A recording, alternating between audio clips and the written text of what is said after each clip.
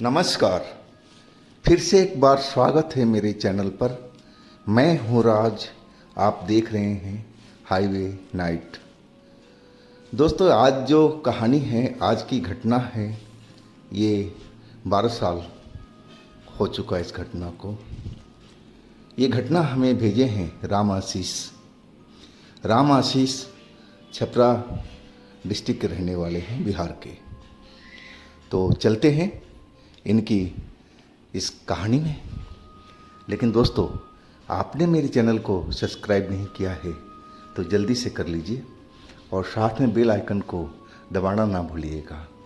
तो शुरू करते हैं आज की कहानी। दोस्तों, मेरा नाम राम आशीष है। मैं बिहार के रहने वाला हूँ और ये घटना मेरे साथ में जब घटी थी तो लगभग 12 साल इस बात का हो चुका है। मैं 25-26 साल का एक नौजवान हूँ। मैं अपने एक रिश्तेदार के घर गया था। उनके घर में एक बुजुर्ग महिला की मौत हो गई थी। वो रिश्ते में हमारी दूर की कोई थी और हम वहाँ पर गए थे उनके अंतिम संस्कार में। सब तैयारियाँ हो चुकी थी, लेकिन बारिश आ गया था और उनका जो अंतिम संस्कार होना था वो नदी के किनारे होना था, खुले में। बारिश की वजह से काफ़ी लेट हो चुका था और जब अंतिम संस्कार पूरा हुआ तो शाम हो चुकी थी। शाम होने के बाद अब मैं अपने घर सीधा लौटना चाहता था। मेरे पास में मोटर बाइक थी। मैंने उन रिश्तेदारों से बोला कि मैं अपने गांव जा रहा हूं, मुझे लेट हो जाएगी अगर आपके दोबारा घर पर गया। वो रिश्तेदार भी बोले ठीक है जी, आप निकल जाइए, नहीं तो अंधेरा हो जाएगा। और मैं अपनी बाइक स्टार्ट करके और अपने गांव के रास्ते पर चल पड़ा था। लोग कहते हैं कि जब किसी के अंतिम संस्कार में जाते हैं तो वहाँ से पवित्र होकर के अथवा अपने घर में प्रवेश करना चाहिए, नहीं तो उस श्मशान घाट की जो आत्माएं होती हैं वो पीछे लग जाती हैं। और शायद मेरे साथ में भी ऐसा ही हुआ था। मेरा जो गांव था काफ़ी दूरी पर था। अब रात हो चुकी थी और मैं अपने गांव की तरफ बढ़ता हुआ चला जा रहा था।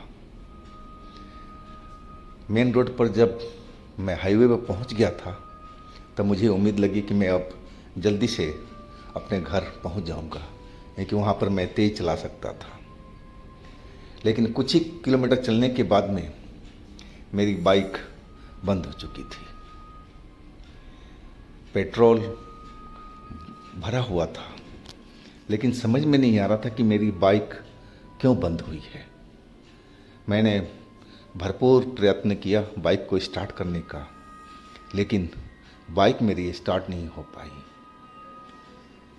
कुछ राहगीर साइकिल सवार हमें मिले। मैंने पूछा कोई मिस्त्री मिल जाएगा, मैकेनिक मिल जाएगा? बोले हाँ मिल जाएगा, लेकिन 3 किलोमीटर आगे एक छोटा सा रोड पर एक बस्ती आती है, वहाँ पर मैकेनिक आपको मिल जाएगा। पंचर वाला भी है और बाइक का रिपेयर करने वाला भी है। अब 3 किलोमीटर तक मुझे पैदल ही बाइक को ढकेलते हुए जाना था। खैर, मैं नौजवान था, इतना तो मैं कर ही सकता था और वही मैं किया। मैं अपना बाइक ढकेलते हुए और वहाँ पर पहुँचा तो उनकी दुकान बंद हो चुकी थी, लेकिन शुक्र था कि उनका दुकान और घर साथ में ही था। मैं जब आवाज़ लगाने लगा था दुकान पर तो बगल के घर से वो निकल के आए थे और पूछने लगे क्या बात है भैया। मैंने बताया मेरी बाइक बंद हो चुकी है। तो बोले कि अब तो कल ही हम कर पाएंगे। मैंने उनसे बहुत विनती की कि भाई हमारा गांव अभी दूर है और मैं कहाँ रहूँगा इस रात में। मेरी विनती सुनकर के वो मिस्त्री जो थे मेरी बाइक ठीक करने लगे थे। अब पता नहीं मेरे बाइक में क्या हुआ था, कम से कम 1 सवा घंटा तो लग चुका था। अब फिर उन्होंने प्लग को चेंज किया था, अब कुछ और भी काम किया था और स्टार्ट किए तो बाइक स्टार्ट हो चुकी थी। बाइक स्टार्ट होने पर मेरे दिल में बहुत तसल्ली हुई थी कि अब मैं अपने घर पहुंच जाऊंगा। पैसे वैसे दे करके मैं अपने घर के रास्ते पर चल पड़ा था। अब जो थी करीब आधी रात होने की थी। मैं अपनी बाइक अब तेज़ी से चलाता हुआ अपने घर की तरफ निकलने लगा था। अब मैं कोशिश कर रहा था कि जल्दी से जल्दी घर पहुंचा जाए और तभी एक जगह पर फिर मेरी बाइक रुक गई। अब तो जैसे मेरी खोपड़ी भिन्ना गई थी। मुझे अपने आप पर गुस्सा आ रहा था कि मैं अब क्या करूं। मैं बाइक फिर स्टार्ट करने लगा, लेकिन बाइक तो फिर पहले की तरह ही हो गई थी। अब समझ नहीं आ रहा था कि अब मैं कहाँ जाऊं और अब मेरा जो गांव था अभी काफ़ी दूरी पर था और इतना दूर मैं अब पैदल घसीटता हुआ अपने बाइक को लेके जा नहीं सकता था। दिल घबराया हुआ था, मन थोड़ा बेचैन था। पता नहीं क्यों कुछ अजीब सा मुझे महसूस हो रहा था। आसपास पूरा अंधेरा दिखाई पड़ रहा था। रोड पर ट्रैफिक बिल्कुल नहीं थी। अगर कोई होती तो शायद मैं रुकवाता और मदद मांगता, लेकिन ऐसा कुछ भी नहीं दिख रहा था। और रही सही कसर, अब जो जंगल के साइड से आवाज़ें जो शुरू हो गई थी वो मुझे और डराने की कोशिश कर रही थी। वो आवाज़ें गिद्धड़ों की थी जो झुंडों में ज़ोर ज़ोर से चिल्ला रहे थे। अब मैं सोचने लगा कि हे भगवान, अब मैं क्या करूं? मैं कैसे अपने घर जाऊं? मैं बहुत टेंशन में था और मैं बाइक को ढकेलने लगा और ढकेलते हुए आगे बढ़ने लगा कि जहाँ तक कोशिश है कि इस अकेलेपन से कोई गांव आ जाए तो वहाँ पर हम रात को रुक जाएं। मुझे आइडिया नहीं था कि कितना दूरी पर कोई गांव मुझे मिलेगा, कोई कस्बा मिलेगा, लेकिन मैं भगवान का नाम लेता हुआ अब बाइक ढकेलता हुआ चलता जा रहा था। एक जगह पर ऐसा लगा कि मेरे पीछे कोई चल रहा है। कदमों की आवाज़ मुझे सुनाई दे रही थी। मैं पीछे मुड़ कर के देखा तो मुझे कोई दिखाई नहीं पड़ा। मैंने समझा कि शायद मेरा मन का वहम है और तभी आवाज़ आई। वो आवाज़ सुन कर के तो मेरे हाथ से बाइक छूट गई थी और बाइक नीचे गिर गई और मैं घबरा करके रह गया था। वो आवाज़ सुनते ही वो बहुत ही भारी और कर्कश आवाज़ थी जो मुझे सुनाई पड़ी। अब कहाँ जा रहा है? अब कहाँ जा रहा है? बस 2 ही बार ऐसी आवाज़ आई, लेकिन मैं पीछे मुड़ कर के देखा तो मुझे ऐसा कोई नज़र नहीं आया। लेकिन मुझे महसूस हो रहा था कि मेरे आसपास में कोई है, कोई ना कोई तो ज़रूर है। ये आवाज़ मेरी मन का वहम नहीं हो सकता। ज़रूर कोई है जो मुझे दिखाई नहीं दे रहा है। और तभी मुझे भूतों का, चुड़ैलों का और पिशाचों का मन में डर पैदा हुआ। अब तो जैसे मेरे प्राण ही सूख जाएंगे, ऐसा हालत मेरी हो चुकी थी। अब मैं सोचने लगा कि हे प्रभु, अब मैं कैसे बचूंगा? डर के मारे मेरा बुरा हाल था। कहा जाए तो मैं डर से कांप रहा था। और तभी किसी ने मेरे गाल पर इतनी जोर का तमाचा मारा था कि मैं दूर जा गिरा था और मेरे गाल पर लगा कि जैसे कोई मिर्ची का पाउडर छिड़क दिया हो या तेज़ मसाला मेरे गालों पर लगा दिया हो या फिर मेरे गालों पर कोई अंगारे रख दिया हो जलता हुआ। ऐसे ही महसूस हुआ था और मैं गिरा हुआ लगा कि मेरे आँखों के आगे अब अंधेरा होने लगा है, ऐसा मुझे दिखाई पड़ने लगा। लेकिन अभी भी मुझे कोई नज़र नहीं आ रहा था वहाँ पर। किसने मेरे को थप्पड़ मारा मुझे कोई वहाँ पर दिखाई नहीं पड़ रहा था। लेकिन अब जहाँ मैं गिरा हुआ था वहाँ पर कुछ कदमों की चलने की आवाज़ आने लगी थी, जैसे कोई मेरे गोल गोल घूम रहा हो। अब फिर वही आवाज़ आएगी, कहाँ भाग के जाएगा, अब कहाँ भाग के जाएगा, मैं तुझे छोड़ने वाला नहीं हूँ। ये जो आवाज़ थी, अब मुझे महसूस हो रहा था कि ये कोई पुरुष का ही आवाज़ है, जो बहुत भारी और कर्कश थी, जो मेरे कानों में तेज सुनाई पड़ रही थी। जैसे लग रहा था कि मेरे कान के पर्दे फट जाएंगे, इतनी तेज आवाज़ थी। लेकिन कमाल की बात यही थी कि वहाँ पर मुझे कोई भी नज़र नहीं आ रहा था। बस महसूस हो रहा था, आवाज़ आ रही थी, मैं थप्पड़ खा चुका था, लेकिन कोई भी ऐसी चीज़ मुझे नज़र नहीं आ रही थी कि मैं समझूं कि कोई भूत है, प्रेत है, चुड़ैल है, पिशाच है। कोई मुझे नज़र नहीं आ रहा था। अब तो मैं इतना डर चुका था कि मेरी हिम्मत थी वो टूट चुकी थी। मैं समझ गया था कि अब मेरा अंत आ गया है। ये जो कुछ भी हो रहा है ये कोई भूत प्रेत का ही काम है। मैं अपने मन में ऐसे ही समझने लगा था कि अब मेरा बचना मुश्किल है। मैं उठ कर के खड़ा हो गया, लेकिन तभी किसी ने मेरे कमीज का जो कॉलर था वो पकड़ लिया और ऊपर हवा में उठा दिया था। अभी भी मुझे कोई नज़र नहीं आ रहा था कि किसने मेरे को उठाया है, और काफ़ी ऊंचा उठा रखा था। और वो फिर वही भारीपन आवाज़ गूंजने लगी थी, कहाँ तक बच के जाएगा, तो जहाँ तक जाएगा हम तेरे पीछे पीछे चलेंगे और तेरे को मार के ही छोड़ेंगे, तू अब बच नहीं सकता है। ये वही आवाज़ थी जो मुझे सुनाई पड़ी थी। अब तो मेरा जैसे प्राण फिर सूखने लगा था, और वो जो भी था मुझे फिर ज़मीन पर फेंक दिया था। और इस बार तो जैसे ही गिरा मैं बेहोश हो चुका था, मुझे होश नहीं था।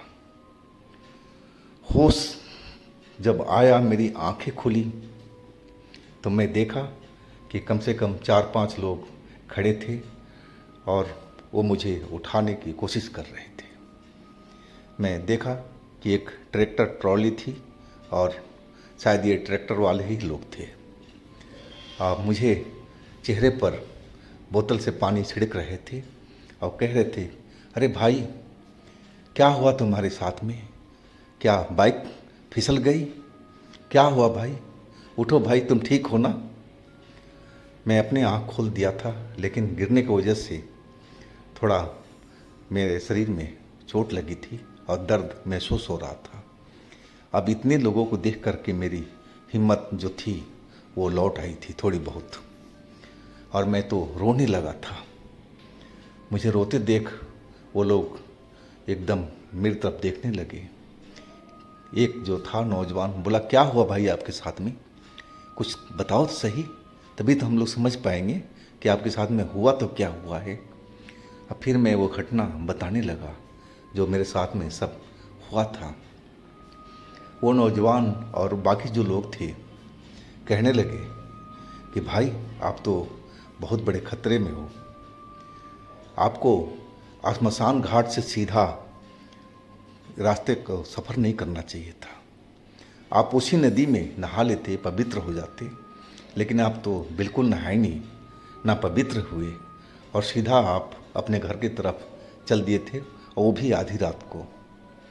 ये बात ठीक नहीं है, लेकिन अब जो होना था वो तो हो चुका है। अब क्या होगा। मैं उनकी बातें सुन रहा था। मैं हाथ जोड़ते हुए बोला कि भाई साहब आप लोग हमारी मदद कीजिए, मेरी बाइक भी स्टार्ट नहीं हो रही है। वो कहने लगे, मैं देखता हूँ, जितना मदद हो सकेगा हम करेंगे आपका। उन्होंने बाइक खड़ी की और स्टार्ट करने की कोशिश की, लेकिन बाइक स्टार्ट नहीं हो पाई।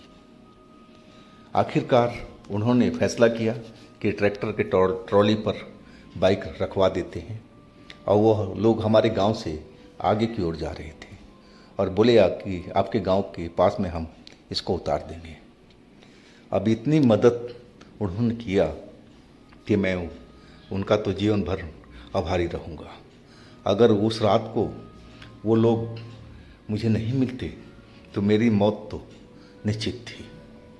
लेकिन उन राहगीरों ने, उन ट्रैक्टर चालकों ने वो हमारी बहुत बड़ी मदद की थी।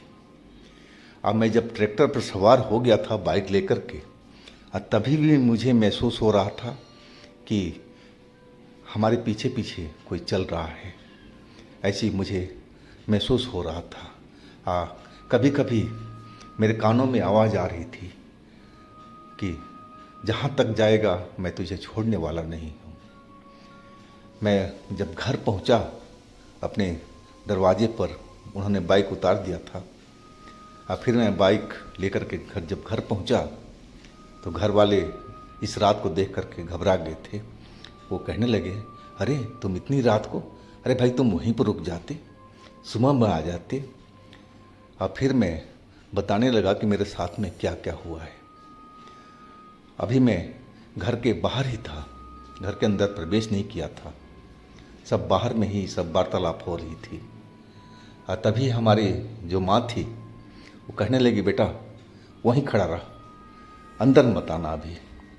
मैं माँ को समझाने लगा कि माँ, मुझे ट्रैक्टर वालों ने बताया है कि शमशान घाट से कभी भी घर में बिना नहाए, बिना पवित्र किए हुए जाना नहीं चाहिए, और ना लंबी यात्रा करनी चाहिए, वो भी रात में। मुझे पता है माँ, मैं समझ चुका हूँ। आप मुझे बाल्टी के पानी लाओ, अब मैं बाहर ही नहाऊंगा। मम्मी ने सारा व्यवस्था कर दिया। मैं नहा धो के पवित्र हुआ। और भी कुछ टोटके मम्मी ने किए थे, लाल मिर्ची, लोहा, सब कुछ मुझे टच किया था, लाल मिर्ची घुमाया था, और भी जो मुझे मालूम नहीं था कि क्या क्या होता है, नमक भी था उसमें। और तब मुझे घर में प्रवेश मिली थी। मैं रात भर सो नहीं पाया था उस डर के मारे। हमारे परिवार वाले मेरे पास में ही रुके थे रात भर। मैं जरा भी आंख बंद करता तो मुझे लगता कि वही आवाज़ सुनाई पड़ रही है। लेकिन ये सब मेरा मन का भ्रम था, जो मुझे अब आवाज़ आ रही थी, ऐसा कुछ भी नहीं था। क्योंकि मैं सुबह में से बिल्कुल ठीक था और अगली रात भी बिल्कुल ठीक था। लेकिन मेरी माँ पंडित जी के पास में ले गई थी दूसरे दिन एक मंदिर में। फिर उन्होंने कुछ अपना झाड़ फूँक किया था, बोले सब कुछ ठीक है, कुशल मंगल रहेगा, कोई बात नहीं है। और ऐसा भी हुआ हमारे साथ में। उसके बाद वो जो भी भूत था, आत्मा था, जो पिशाच था, वो हमारे को कभी तंग नहीं किया, ना मेरे कान में आवाज़ आई, ना मुझे थप्पड़ लगा, ना कोई ऐसा काम किया। लेकिन मैं उस घटना को कभी भूल नहीं पाता हूँ। तो दोस्तों, ये थी आज की कहानी। अगर आपके पास भी इस तरह की कोई अपनी आप बीती है, कोई घटना है, तो आप मुझे इंस्टाग्राम पर या मेरे व्हाट्सएप नंबर पर ज़रूर शेयर कीजिएगा। और दोस्तों, मेरे दूसरे चैनल पर भी जाइए, उनमें भी अच्छी अच्छी कहानियाँ हमने डाल रखी है जो बेहद आपको पसंद आएगी। चैनल का लिंक मैं नीचे में दे रखा हूँ, तो एक बार हमारे चैनल पर ज़रूर विजिट कीजिएगा, उन कहानियों का मज़ा लीजिएगा। अब मेरे इस चैनल को लाइक कीजिएगा, सब्सक्राइब कीजिएगा, शेयर कीजिएगा। फिर मिलते हैं अगले दिन एक नई घटना, एक नई कहानी के साथ में। आप लोग अपना बहुत ही ख्याल रखिएगा। नमस्कार।